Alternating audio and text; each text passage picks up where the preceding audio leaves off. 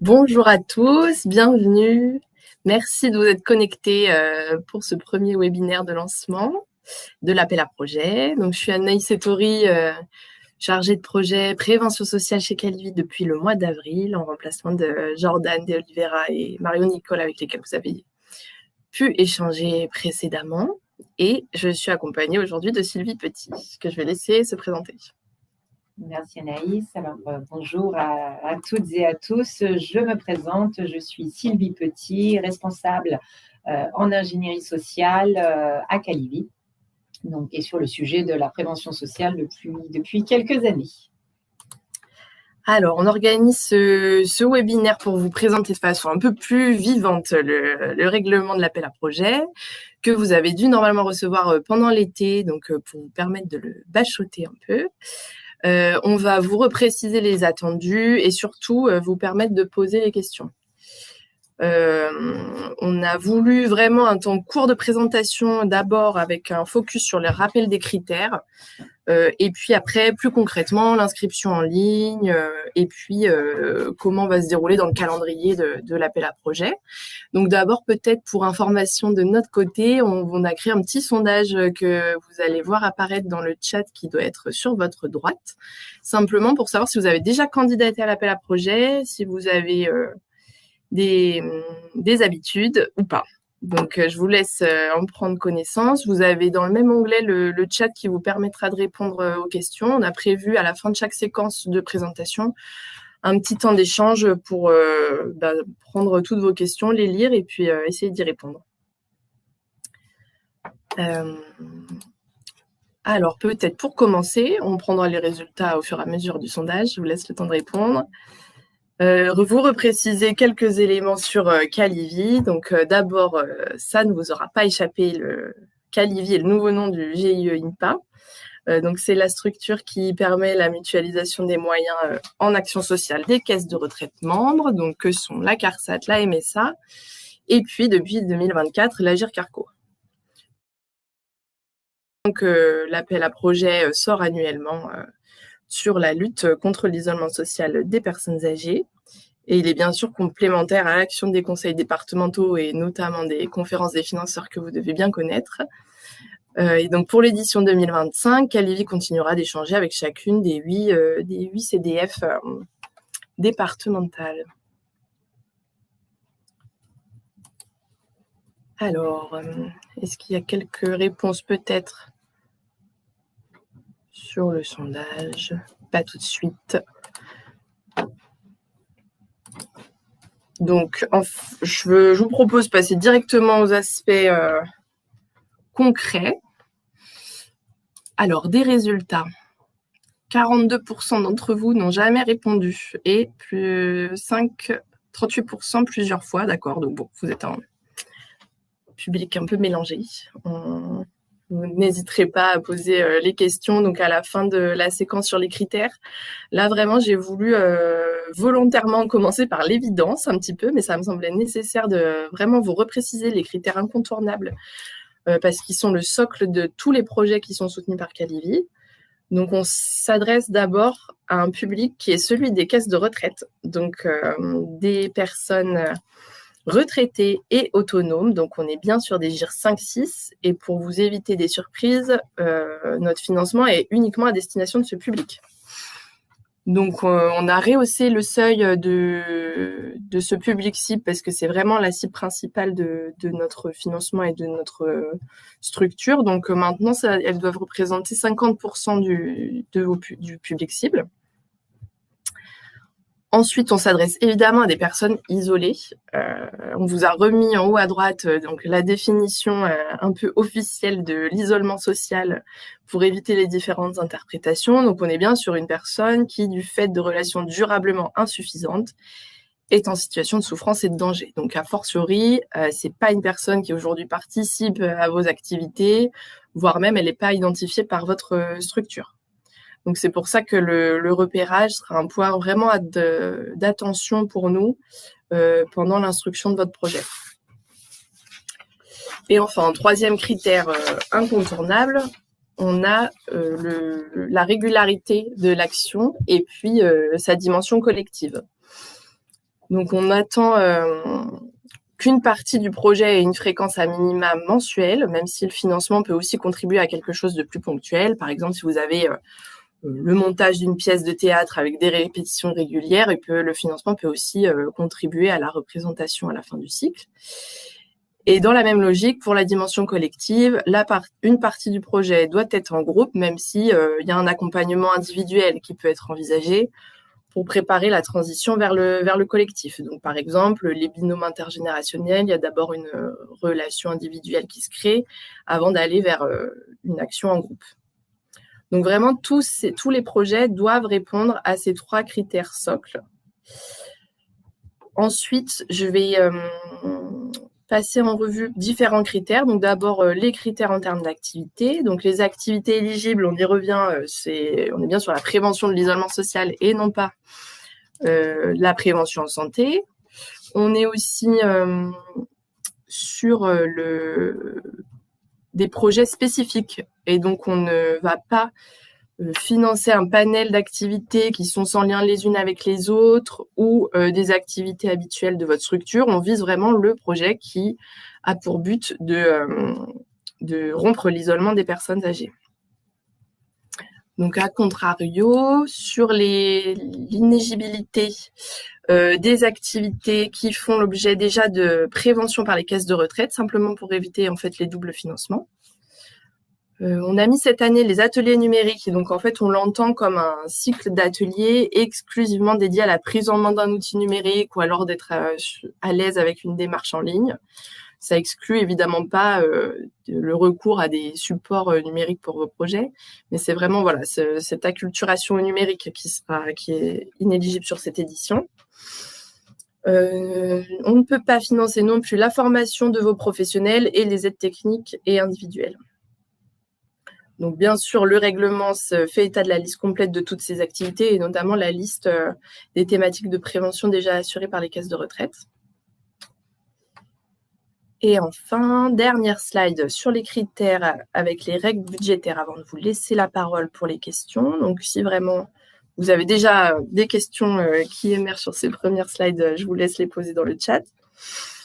Donc, sur les règles budgétaires, qui sont souvent des questions que vous nous posez, donc on est bien sur des dépenses qui sont liées au projet et non pas pour des dépenses fonctionnelles. On est vraiment dans la même logique que tout à l'heure. Donc voilà, on ne peut pas financer une activité habituelle et donc des dépenses fonctionnelles. Un cofinancement est exigé. Donc là, on est bien sur soit un autofinancement, soit par un cofinanceur. Et puis, alors là, c'était plus pour votre information. En interne, pendant l'instruction de votre projet, une attention est portée au coût moyen par bénéficiaire. Donc, il est modulé en fonction du type d'action et puis du type de projet que vous nous proposez. Mais voilà, c'était pour vous donner cette information-là, que vous ayez la curiosité de le calculer peut-être pendant le montage de votre budget. C'est nous quelque chose que l'on va regarder pendant l'instruction. Et donc, de l'autre côté, sont exclues les dépenses d'investissement et, bien sûr, je l'ai déjà dit, les dépenses déjà financées par ailleurs, donc que ce soit conférence des financeurs ou les caisses membres de Calibi. Ensuite, sur le renouvellement, donc vous avez dû le voir dans le règlement, on peut de nouveau financer un projet qui a déjà été soutenu en 2023 ou 2024, à condition qu'il intègre un nouveau territoire et ou un nouveau public. Donc ça, c'est vraiment pour continuer à cibler les personnes isolées. Et bien sûr qu'il ait eu un bilan positif, tant au niveau du partenariat que du déroulé de l'action. Et enfin, donc je vais terminer peut-être sur une note un peu plus négative, mais c'est une mauvaise nouvelle que temporaire, on va dire, parce que le soutien pluriannuel n'est pas une possibilité cette année, parce qu'on est vraiment sur une réflexion un peu plus globale pour essayer de vous proposer de nouvelles modalités d'accompagnement. Donc, on fait une pause pour cette édition, le temps de mûrir la réflexion. Donc, peut-être sur cette première séquence d'exposé des critères de l'appel à projet, est-ce que vous avez des questions en particulier? Je vais consulter le chat. Ah oui, alors... Favoris, merci. Donc, sur la fréquence mensuelle sur un même lieu avec un même public. Donc, mensuel, c'est vraiment une fréquence à minima. Ça peut être de façon plus régulière. Si c'est avec un même groupe, bien sûr, ça peut, c'est même plutôt positif puisque les personnes, a priori, auront plus le temps de se rencontrer et donc de rompre l'isolement avec un même public. Oui, voilà, c'est si vous constituez un même groupe et qui se rejoint sur le même lieu de façon mensuelle, ça, c'est tout à fait éligible, oui. Si c'était ça l'objet de votre question.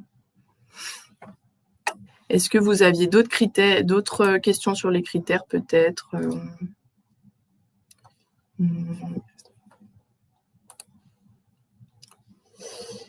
ou bien sur le département avec des différents groupes. Est-ce que c'est OK ou bien sur le département avec différents groupes. Donc oui, après les groupes doivent se rencontrer de façon régulière. On est vraiment sur la possibilité pour des personnes de s'inscrire dans rompre leur isolement. Donc en fait, si vous faites quelque chose de ponctuel pour chaque personne, voilà, ça répond moins à l'objectif. Comment considérer un cofinanceur? Est-ce un financeur qui finance d'ores et déjà la structure? Donc, il faut que votre financeur participe à l'action que vous allez mettre en place. Et comme je vous disais, il ne faut pas que ce soit sur une activité habituelle. Il faut vraiment penser le projet à destination des personnes isolées et du coup, comment vous allez les repérer. Donc, ça peut être un financeur que vous connaissez déjà, mais ça sera vraiment sur une participation à l'action que vous souhaitez déposer sur l'appel à projet de cette année.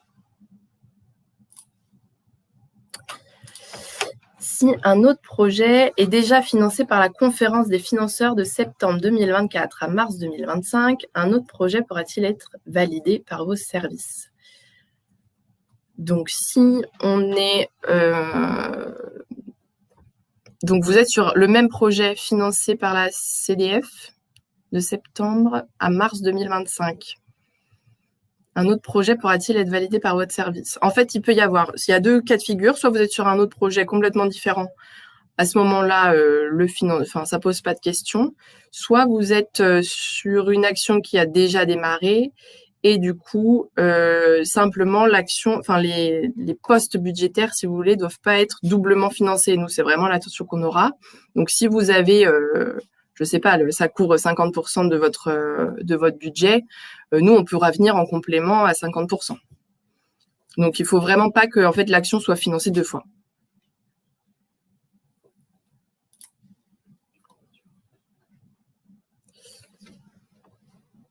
Alors,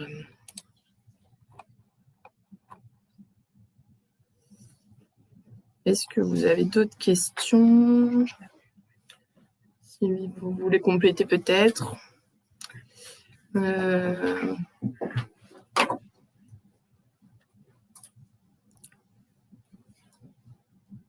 Pourriez-vous nous repréciser la part du cofinancement attendu? Alors, pour venir en complément par rapport à ces questions de financement qui sont toujours hyper complexes, l'idée, c'est de jamais doublement financer. C'est ce que Anaïs précisait. Dans l'idée, un même projet. Alors après, on peut être sur une logique d'une même action, mais avec un public différent et un territoire différent. Donc, auquel cas, nous, on peut analyser le projet dans son ensemble et en ayant cette vigilance de savoir que la conférence des financeurs déjà a validé votre projet. Donc, ça, c'est déjà aussi, et dans un sens et dans un autre, un gage de qualité, puisqu'on est sur la même, on est sur les mêmes objectifs de lutte contre l'isolement social.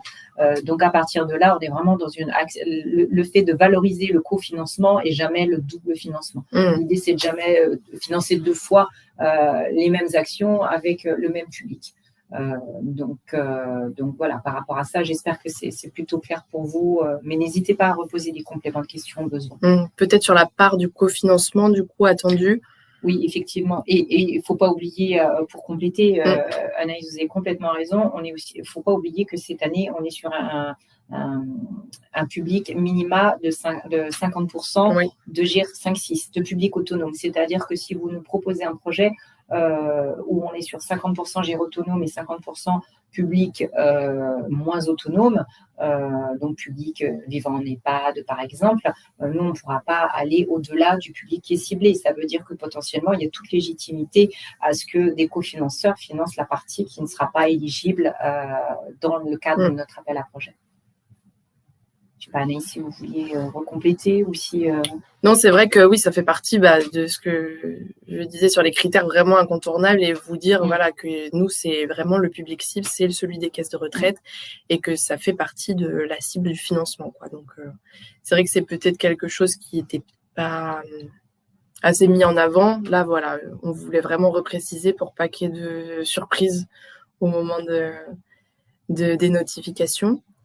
Après, sur le cofinancement, il y a une question sur est-ce qu'il peut se faire sous la forme de contribution volontaire, du partenariat local et ou du porteur de projet. Donc, c'est en effet quelque chose qui est possible puisque c'est une forme d'autofinancement, enfin voilà, de mise à disposition de salles, etc. Enfin, c'est quelque chose qui est possible, oui. Alors, la question de Marine, peut-être qu'il manque un mot, parce que le fait est que l'appel à projet Calivi est maintenant, pas forcément les autres. Et quoi? Du coup, je ne comprends pas bien. Ben, moi non plus. On ne peut pas envisager un cofinancement si la demande de financement à un autre financeur n'est pas concomitante. Ah, vous voulez dire que vous ne pouvez pas avoir de décision, par exemple, d'une conférence des financeurs puisque leur appel à projet n'est pas encore ouvert. On est en amont de… Un problème de calendrier? Oui. Alors, par rapport à ce sujet-là, voilà, comme ce qui a été présenté au début du sujet, l'idée c'est de rester en relation avec les conférences des financeurs comme on l'a toujours été.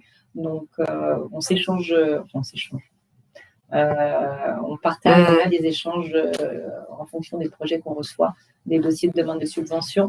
Et donc, du coup, voilà, dans l'idée, un projet qui… au niveau de l'instruction Calivi est intéressant. De toute façon, il y a toujours un échange avec les conférences des financeurs. Donc, même si on n'est pas dans les clous des timings des différents appels à projets, des différents calendriers, puisqu'on est tous avec des calendriers différents, certains sous forme appel à projet, d'autres non. Voilà, il y a toujours possibilité d'échanger avec les conférences des financeurs départementales.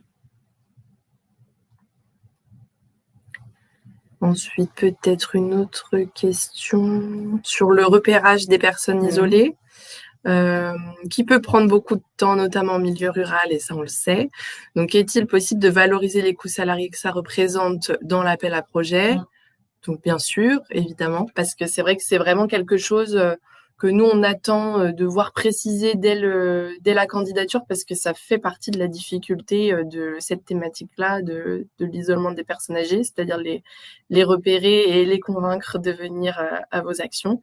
Donc, bien sûr que le coût salarié d'animation, en fait, et puis de mise en route de l'action est pris en compte par la subvention. Après, il faut aussi que ce soit faisable dans l'année, puisqu'on est bien sur, et on ne l'a pas dit d'ailleurs, sur un financement annuel, donc sur l'année civile de 2025. Il peut donc être envisagé un cofinancement avec la conférence des financeurs, oui, si ça n'est pas, voilà, ça ne représente pas un double financement.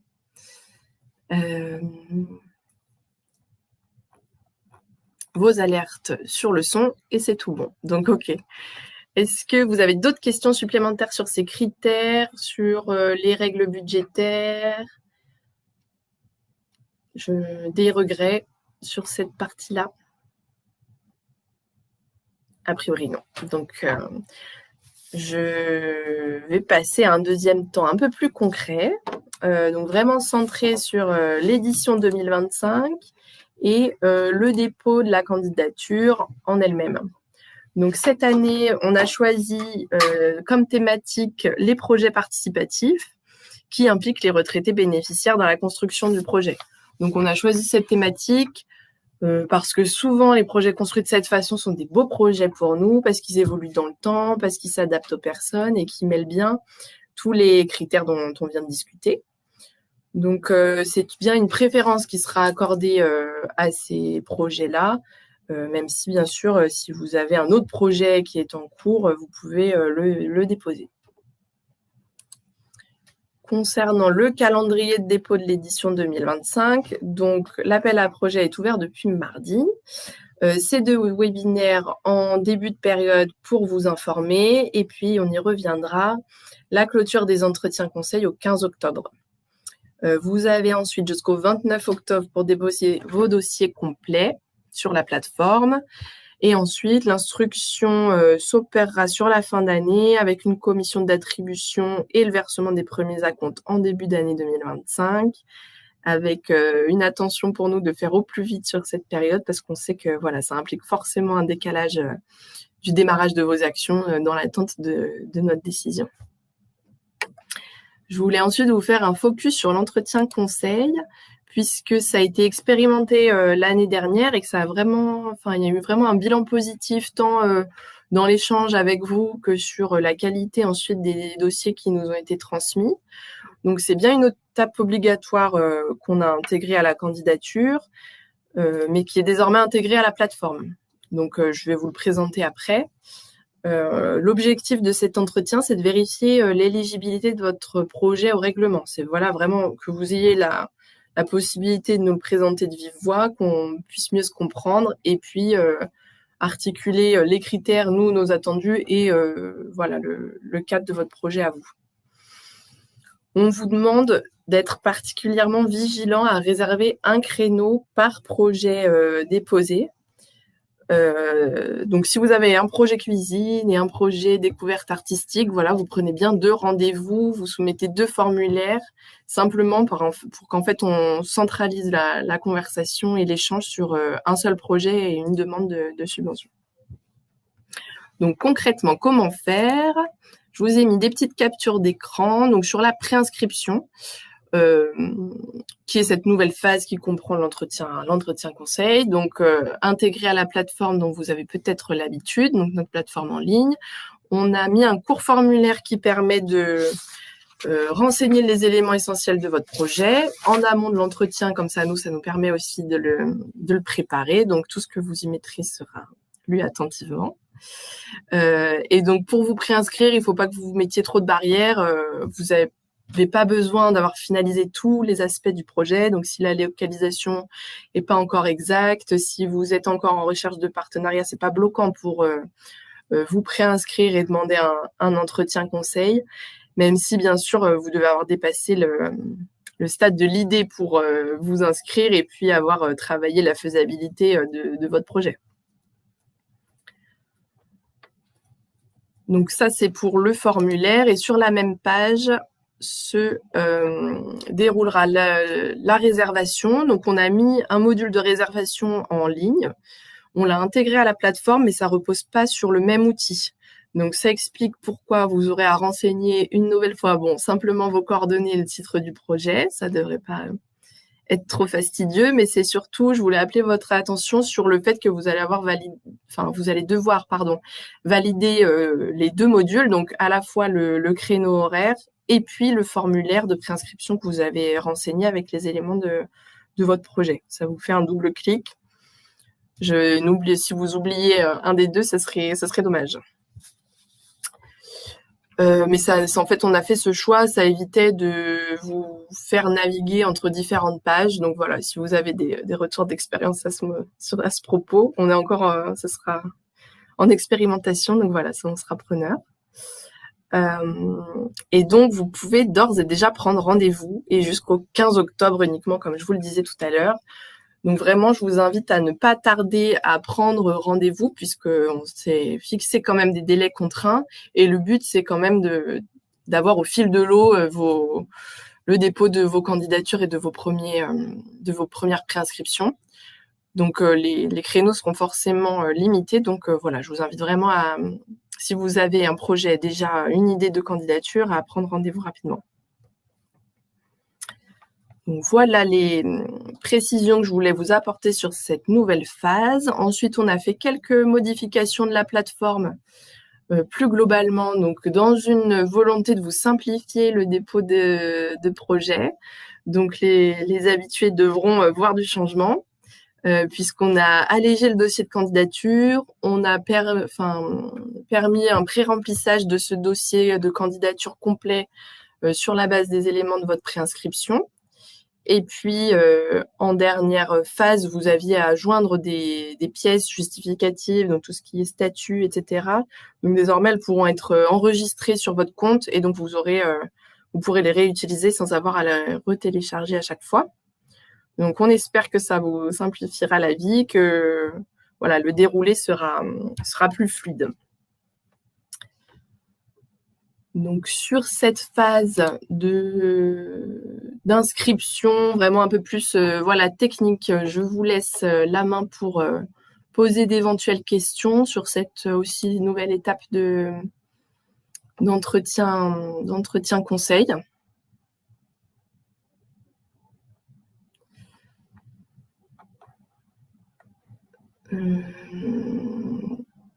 Donc oui, en effet, il y aura un replay qui sera disponible.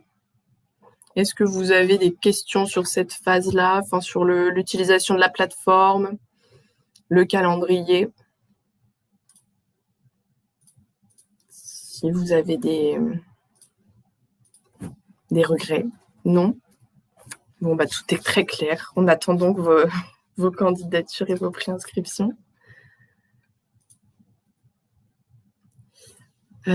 Simplement peut-être, du coup, pour terminer, nous, de notre côté, les chantiers qui s'annoncent pour 2025.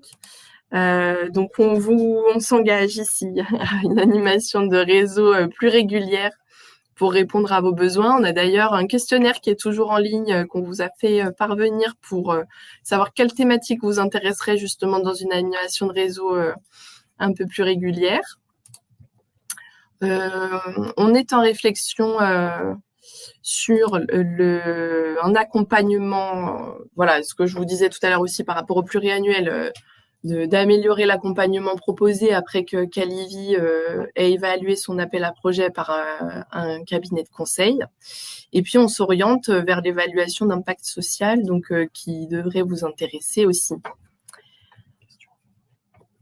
Je rebascule sur des questions, savoir si vous avez des regrets, des dernières interrogations.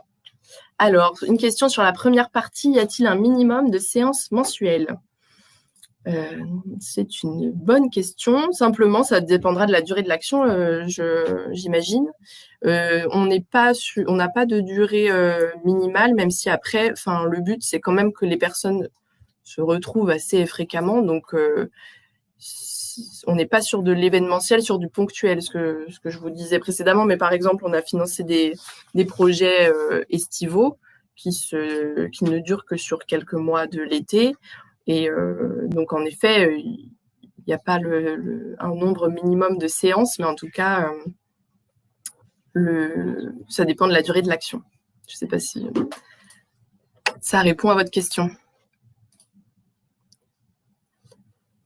Sur les communes prioritaires, y a-t-il une liste? Il y a en effet la liste qui est jointe sur la plateforme au moment d'inscrire les communes dans lesquelles vous allez intervenir.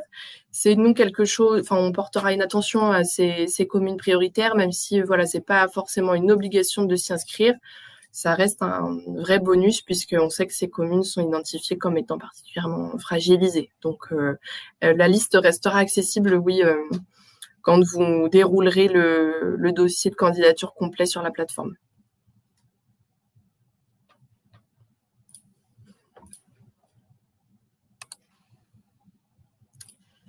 Est-ce que vous avez d'autres questions?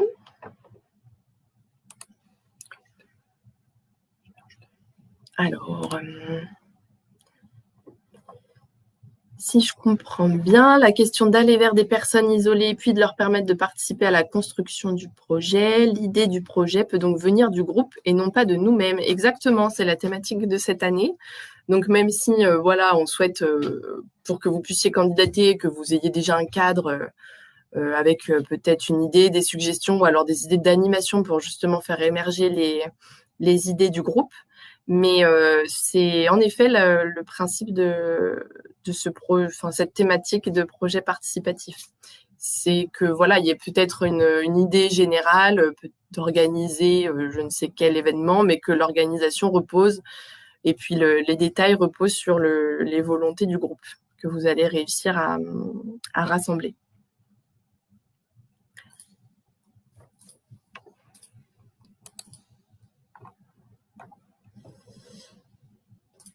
La liste des communes prioritaires est en effet la même que l'an dernier. Si je vois que la question se pose plusieurs fois. Donc, si vous l'avez gardée, vous pouvez la reconsulter en effet. Merci. Donc, est-ce que vous avez d'autres questions ? De façon aussi plus globale, peut-être, si vous voulez revenir à la première séquence, pas de souci.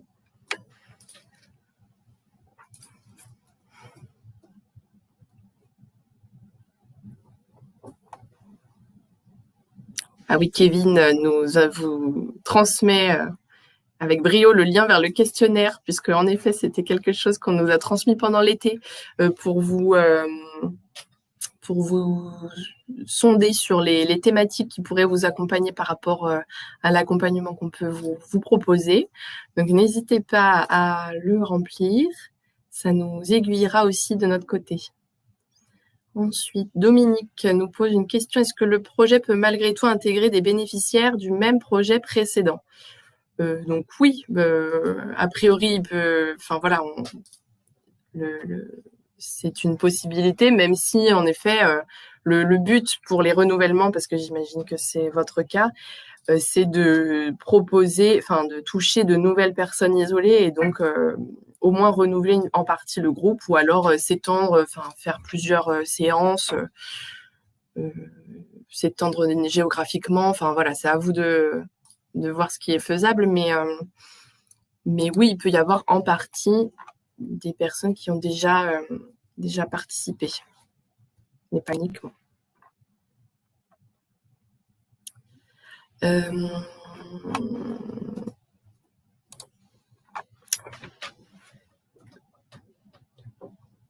Alors,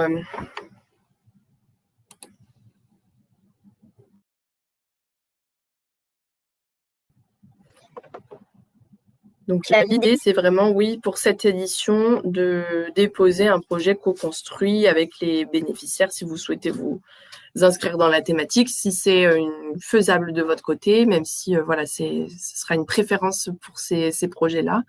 Mais comme je le disais, c'est pas une obligation. Avez-vous des exemples des projets retenus l'année dernière ? Ah, vaste question. Donc vous avez en effet le lien pour vous donner des idées d'illustration, la page YouTube de Calivi qui permet d'illustrer un peu les types de projets qu'on a financés. Et c'est vrai que c'est vous verrez des projets assez variés. Donc c'est vrai que cette question est un peu difficile à répondre, mais en tout cas, vraiment, je vous invite à consulter les vidéos pour vous donner une idée. Mais vraiment, vous avez les critères incontournables de viser le public retraité, isolé, et puis avoir une fréquence régulière d'une action, quelle qu'elle soit, si c'est pour viser la rupture de l'isolement. C'est vraiment ça l'intérêt et l'objectif de l'appel à projet. Est-ce que vous avez des regrets sur des questions que vous n'aurez pas posées ? Sinon, on va peut-être clôturer ce webinaire.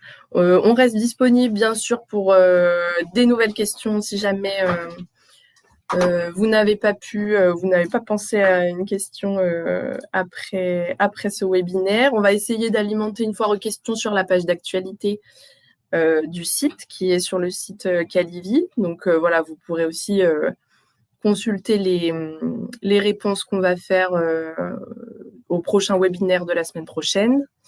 Et puis, on va aussi rester disponible. Je vous invite une dernière fois à prendre rapidement rendez-vous pour un entretien conseil si vous avez un projet dans les cartons. Et puis, il me reste à vous remercier pour votre attention. Et puis, à très bientôt et dans l'attente de lire vos projets. Et vous avez vu sur la dernière page nos coordonnées Oui. pour pouvoir nous contacter. Donc, soit par le biais d'une demande d'entretien conseil qui se fait, comme vous l'avez vu, assez simplement, ou soit classiquement par un mail ou un coup de téléphone, on y répondra, il n'y a pas de souci. On reste à votre disposition. Merci beaucoup, à bientôt. Merci, au revoir.